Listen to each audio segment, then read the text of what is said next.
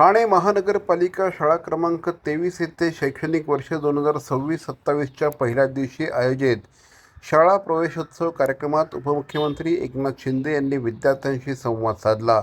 मोठी स्वप्न पाहण्याची आणि जिद्द, चिकाटी आणि कठोर परिश्रमाच्या जोरावर यश मिळवण्याचे आवाहन त्यांनी केलं. यावेळेस त्यांनी आपणही याच महापालिकेच्या शाळेचे विद्यार्थी असल्याचं सांगत विद्यार्थ्यांना प्रेरणादायी मार्गदर्शन केलं.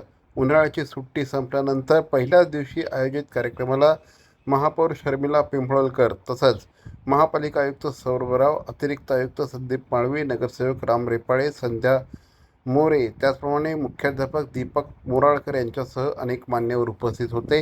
यावेळेस बोलताना शिंदे यांनी शाळा हे विद्यार्थ्यांच्या उज्ज्वल भविष्याचं प्रवेशद्वार आहे.